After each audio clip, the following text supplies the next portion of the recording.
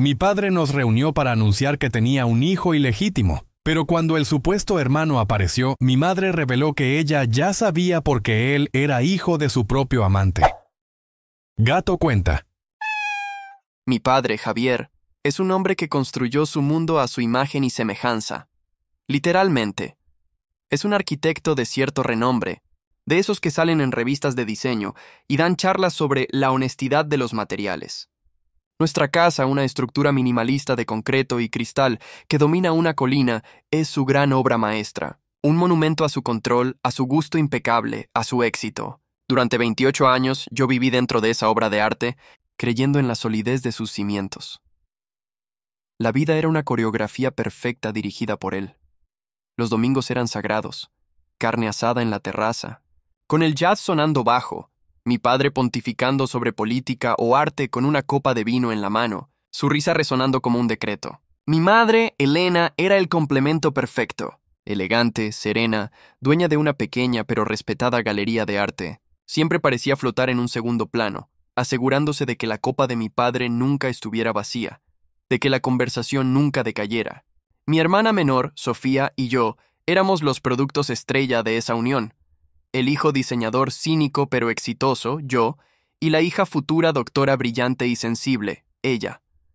Éramos el retrato de la familia perfecta, la familia que mi padre había diseñado. Pero si prestabas atención, podías ver las grietas. No en él, nunca en él. El rey Javier era intocable. Las grietas estaban en mi madre. Desde que Sofía se fue a la universidad, mi madre se había vuelto etérea. A veces la encontraba de pie, mirando por los enormes ventanales hacia la ciudad, con la mirada perdida por completo. Hablaba por teléfono en voz baja en su estudio y colgaba abruptamente si yo entraba.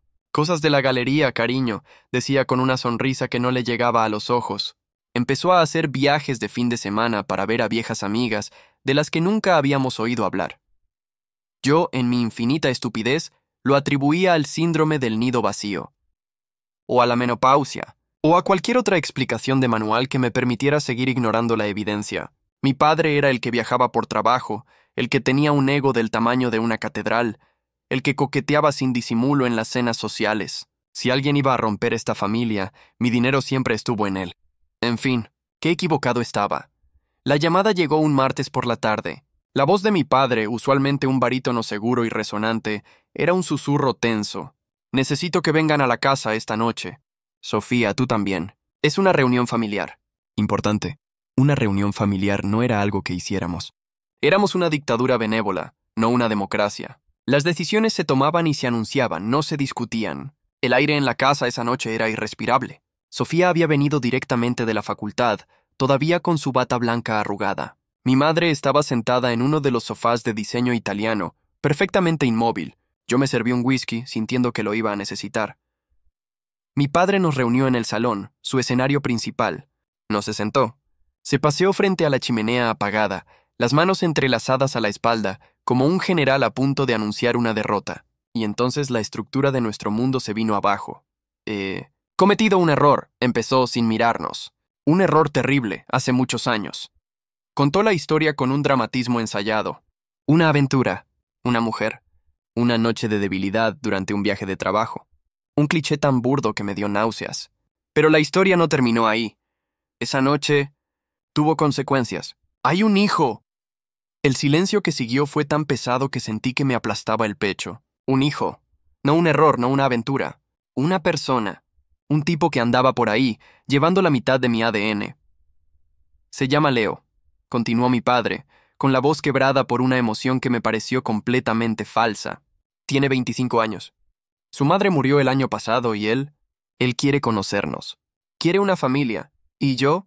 Yo quiero hacer lo correcto. Quiero que sea parte de esta familia. Miré a mi madre. Esperaba verla destrozada, humillada, pero su rostro era una máscara de mármol. No había lágrimas, ni siquiera rabia. Había una quietud, una tensión en su mandíbula que era aterradora. Estaba calculando, procesando. Mi hermana, en cambio, se deshizo. Sollozos silenciosos sacudían su cuerpo. Yo me sentía extrañamente vacío, como si estuviera viendo una película. La parte cínica de mí casi quería aplaudir. El gran Javier finalmente expuesto. Pero la escala de la mentira, La existencia de un hermano secreto era demasiado para procesarla. La evidencia era su confesión.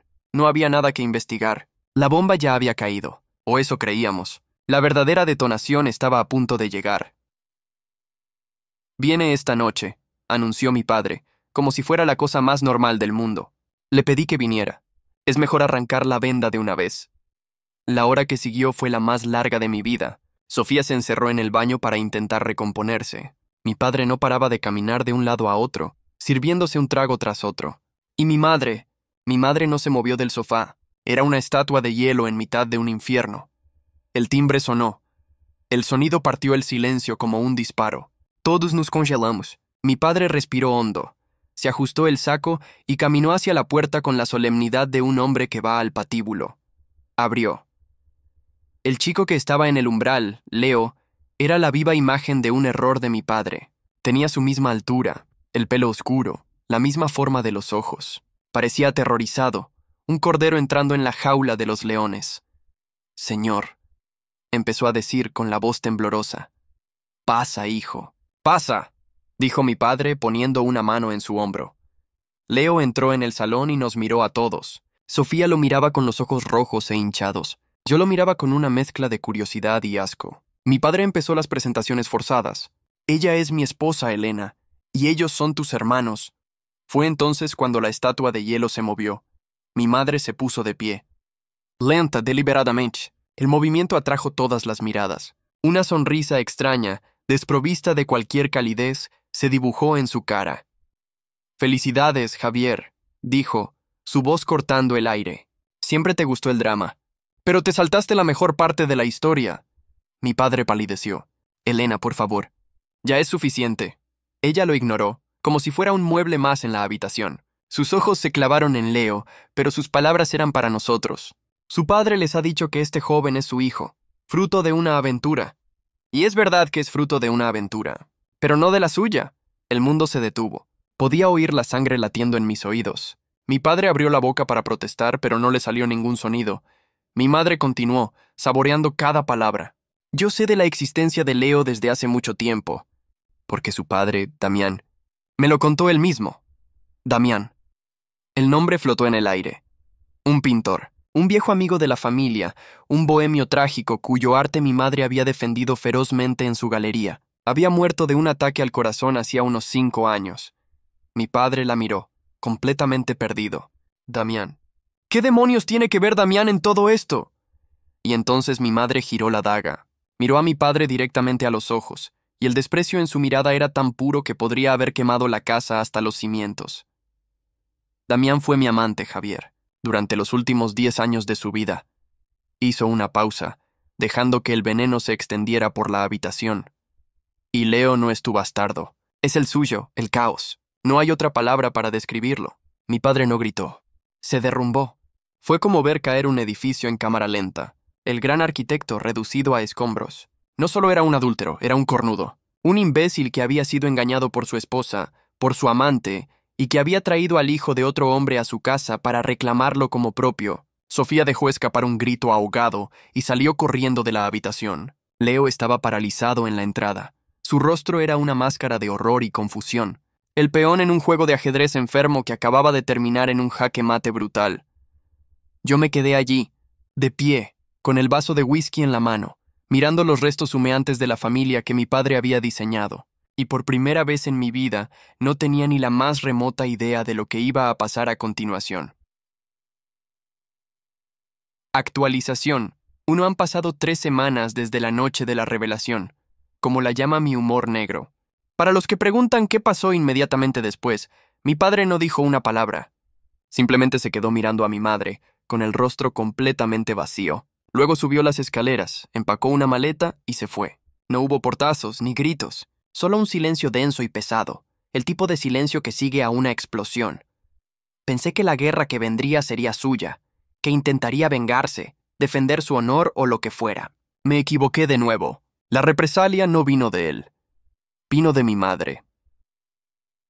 La Elena serena y etérea que conocíamos ha muerto. En su lugar hay una estratega, una generala de campo de batalla. Al día siguiente de la partida de mi padre, contactó a la mejor abogada de divorcios de la ciudad. No está de luto por su matrimonio. Lo está desmantelando con la precisión de un equipo de demolición, y con cada viga que derriba, sale más podredumbre a la luz. Resulta que el error de mi padre no fue solo Mónica, la madre de Leo. Fue un patrón. Y no solo de infidelidad, sino financiero. Durante años había estado desviando dinero de su empresa a cuentas secretas, no solo para mantener a su amante y al hijo que creía suyo, sino para financiar una serie de inversiones inmobiliarias desastrosas. El arquitecto visionario era un pésimo hombre de negocios que había estado hundiendo el patrimonio familiar para mantener su fachada de éxito. En fin. El contraataque de mi padre ha sido patético y predecible. Ha iniciado una campaña de desprestigio. Llama a tíos, primos, amigos de la familia, contándoles una versión editada de la historia. En su narrativa, él es la víctima. Un hombre que cometió un error, sí, pero que fue castigado con la humillación más cruel por una esposa vengativa y adúltera. Me engañó durante 10 años bajo mi propio techo, le llora a mi tía por teléfono, y la táctica está funcionando. La familia está fracturada. Algunos están del lado de mi madre. Ya era hora de que esa santa mujer se defendiera. Pero muchos, especialmente los de su lado, han comprado su historia. Recibo mensajes de texto pasivo-agresivos. ¿Cómo está tu madre?, me preguntó un primo, como si estuviera hablando de una viuda negra. La casa de cristal se ha convertido en un cuartel general. Sofía va y viene de la universidad como un fantasma. Intenta ser neutral, lo que en la práctica significa que sufre en silencio. Apenas habla. Mi madre pasa horas encerrada en su estudio con la abogada, revisando documentos, planeando su siguiente movimiento. La atmósfera es gélida. Ya no hay cenas, ni jazz, ni risas. Solo el zumbido de la nevera y el ocasional sonido de mi madre tecleando en su portátil, librando su guerra silenciosa. Yo me he convertido en el mensajero, el apoyo logístico, el que se asegura de que haya comida en la casa y de que Sofía no se desmorone por completo. Ayer, mi padre me llamó. Fue la primera vez que hablamos. No se disculpó. Me pidió que razonara con mi madre. Está siendo irracional. Nos va a destruir a todos, me dijo. No pude evitar reírme. Tú ya te encargaste de eso, le contesté y colgué. La guerra psicológica está en pleno apogeo. Ya no se trata de infidelidades, se trata de dinero, de reputación, de quién reescribe la historia de nuestra familia. Y por lo que veo, mi madre no tiene intención de perder. Actualización 2: han pasado 6 meses. La Guerra Fría se convirtió en una guerra total. La estocada final de mi padre fue intentar declararla mentalmente incompetente. Su abogado argumentó que la confesión de mi madre sobre Damián fue el delirio de una mujer despechada, una fantasía creada para herirlo, y que su comportamiento errático, léase, vender acciones y propiedades que estaban a su nombre, era una prueba de su inestabilidad. Quería todo, la casa, la galería, dejarla sin nada más que su locura. Fue un movimiento desesperado. Y obligó a mi madre a usar su arma nuclear. Contrató a un investigador privado, un tipo sombrío y eficiente que parecía sacado de una película. Su misión no era solo probar la infidelidad de mi padre, eso ya estaba claro. Era reconstruir toda la historia de Mónica, Damián y Leo. Lo que encontró fue más triste y sórdido de lo que imaginábamos. Mónica no era una simple amante, era una estafadora profesional. El investigador encontró un rastro de hombres casados y adinerados en su pasado. Su método era siempre el mismo. Le dijo a mi padre que Leo era su hijo. Y le dijo a Damián exactamente lo mismo. Durante años estuvo recibiendo dinero de ambos. De mi padre, una generosa manutención mensual que salía de las cuentas de la empresa. De Damián, el poco dinero que ganaba vendiendo sus cuadros, que entregaba con la devoción de un hombre enamorado del hijo que creía suyo. La prueba definitiva vino de una fuente inesperada. El investigador localizó a la hermana de Damián, quien había guardado sus diarios personales. Eran desgarradores. Damián escribía sobre su amor profundo y prohibido por mi madre, la única luz en la vida de un mediocre. Escribía sobre Mónica con sospecha, sobre sus constantes demandas de dinero, pero sobre todo, escribía sobre Leo con un amor inmenso y doloroso. Hoy le compré sus primeros lápices de colores, decía una entrada. Tiene mis manos. Sé que es mío. Mi madre usó esa información con una precisión quirúrgica en el juicio. No para atacar a Mónica, que ya bastante tenía con su propia vida miserable, ni para profanar la memoria de Damián. La usó para aniquilar la defensa de mi padre. Presentó los extractos bancarios que demostraban casi 2 décadas de pagos a Mónica, destrozando su narrativa del error de una noche. Presentó pruebas de sus desastrosas inversiones, demostrando un patrón de engaño financiero. Los diarios de Damián, leídos en voz baja por la abogada, pintaron un cuadro de tal engaño y manipulación que la sala del tribunal se quedó en silencio. El juez ni siquiera tuvo que deliberar mucho. La resolución fue brutal. Mi madre se quedó con la casa, la galería y una parte sustancial de los activos restantes. Mi padre quedó legalmente expuesto por fraude en su propia empresa y financieramente en la ruina. Su reputación, que era lo que más le importaba, se hizo añicos. Vendió lo que le quedaba y se mudó a otra ciudad. Sofía habla con él por teléfono de vez en cuando. Yo no lo he hecho. No sabría qué decirle. ¿Y nosotros? Estamos viviendo en las ruinas. Sofía está en terapia, tratando de averiguar cómo querer a dos padres que resultaron ser extraños. Mi relación con mi madre es extraña. La admiro, joder que sí. Admiro su fuerza, su inteligencia despiadada. Es una superviviente. Pero a veces la miro, sentada en el mismo sofá donde todo explotó, y veo a una extraña, la mujer que amó a otro hombre durante una década, que guardó un secreto que podría destruir un mundo y no dudó en usarlo. La fachada de la familia perfecta se ha ido, y lo que queda es más honesto, supongo, pero también es más frío. Nunca volvimos a saber de Leo. Espero que esté bien. Él fue la víctima más inocente en todo esto. Alguien dijo una vez que la verdad te hará libre. Es una frase bonita, pero no es del todo cierta. La verdad no nos hizo libres. Simplemente nos trasladó a una prisión diferente. Una con paredes de cristal donde podemos vernos claramente por primera vez, con todas nuestras cicatrices y nuestros secretos al descubierto. Y tenemos que aprender a vivir con ello. En fin, es lo que hay. Y con ese punto final, esta historia pasa a ser un recuerdo. Gracias por acompañarme en este viaje. Tu like le dice a toda la camada que esta historia valió la pena. Y si quieres que nuestra camada de curiosos siga creciendo, suscríbete al canal y activar la campanita. Nos vemos en la próxima aventura. Y recuerden, hay demasiadas historias buenas en el mundo. Por suerte, tenemos más de una vida para escucharlas.